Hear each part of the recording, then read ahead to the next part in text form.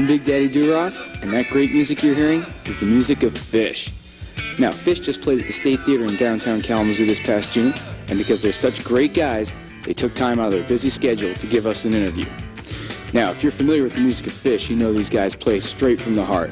But now we're going to meet the guys themselves, find out more about the personalities that make up this great band. If you're not familiar with Phish, stick around, because we're also going to be checking out their first and thus far only video, Down with Disease, from their latest album, Hoist. So, enough said. Ladies and gentlemen, I present Phish. Big Daddy Do from Kalamazoo.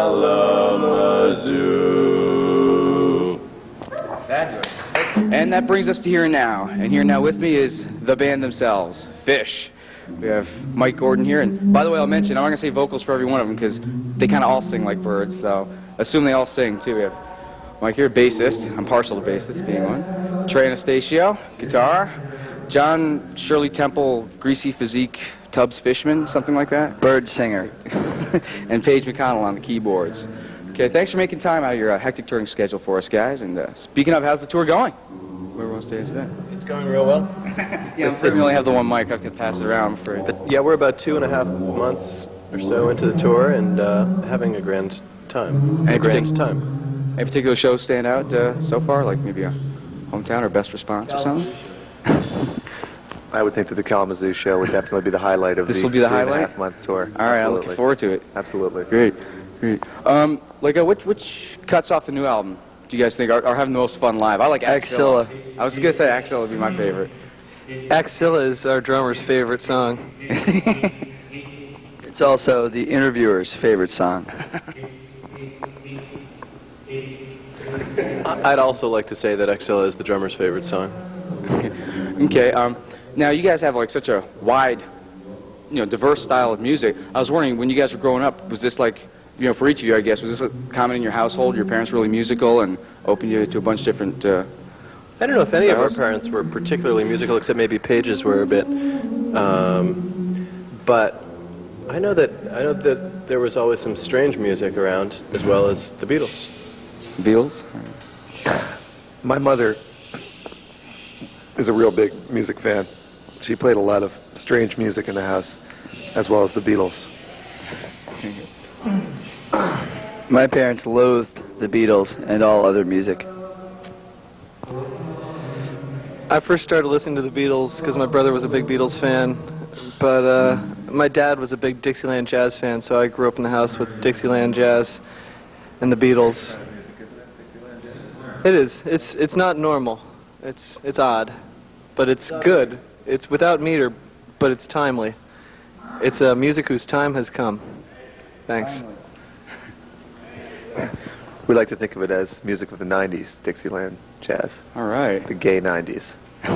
Or music without meter. Music without meter, of course. You guys are known for that.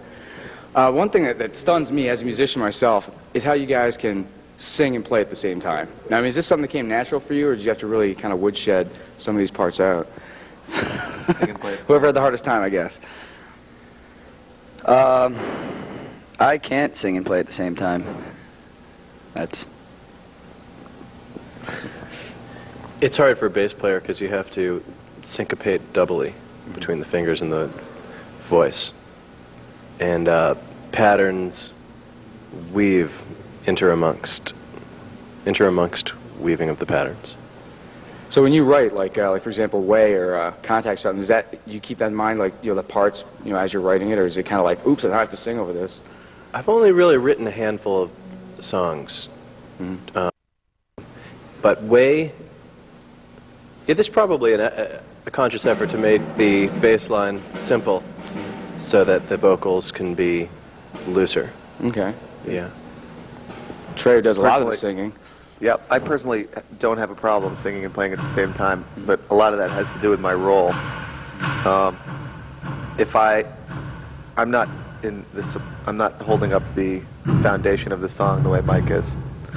So I think that for me, in writing a lot of the songs, it took me a few years to realize that it's hard to play the bass and sing at the same time.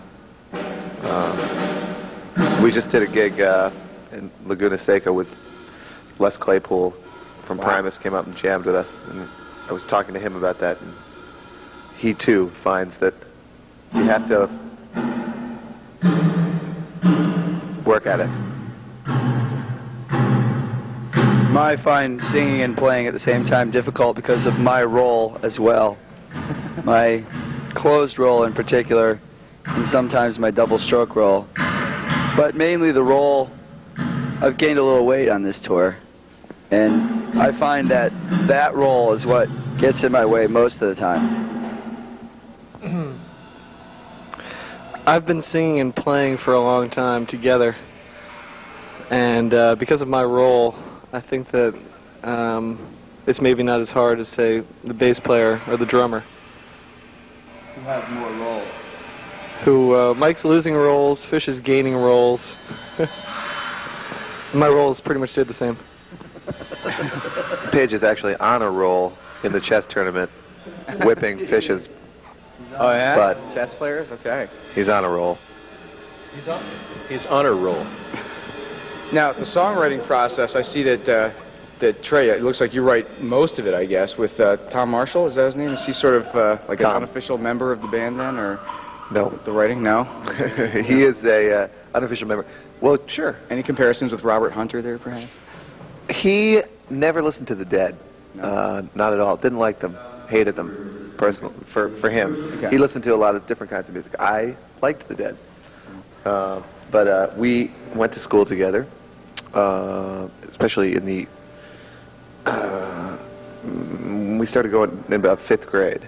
We used to write a lot of songs. Is that when Golgi was written? That was 8th grade. Okay. Maki Super Policeman was written in 3rd grade by Tom. And it still holds true today. The lyrics are very relevant. I realize it was a social commentary. But, yeah, a lot of the stuff we've been writing together. Hey. They're actually, the crew is working on a couple of songs of their own in the background. This particular song they're singing now is called Hey, Hey, Hey. Hey. I think I've heard that one on the radio Yes. recently. It's unbelievable. So when you write some of these things, like some of the stuff that you do, the classical style with the piano and the guitar together, like Reba and such, is that all really meticulously written out, or do you kind of like everyone throws in their thing and these are the chords? And It swings from song to song, anywhere from totally written out all the parts to Reba, which you just brought up, was the thing where I wrote the line, if you're talking about that middle section. yeah, that's the, And then each person, we actually sat down in groups of 2, I think maybe myself and Paige first, or maybe myself and Mike. I played the line, and Mike, I think probably Mike first. Yeah. That way you've created harmony to go along with the line, and then Paige comes in and does his thing. And then Phish adds a meaningless, a mindless, boring, simple drum beat to it so that people can snap their fingers and dance along to this strange music. Someone has to be mindless in this band. I read in a bass player, Mike, you were saying that you guys have this exercise sort of where one person like plays like a riff and then everyone has to sort of follow that and then someone else does it, and you said it really helped the communication on stage. Yeah, there were a few different listening exercises that we did like that, and we haven't been doing it as much lately in practice, although it worked its way into our playing in a certain way. Exercises to make each person in the band listen to each other person, rather than just Pete Shaw. And who's that? Yeah, he's Oh, is that him? Oh, so we gotta give him credit. stage sound person. Background vocals.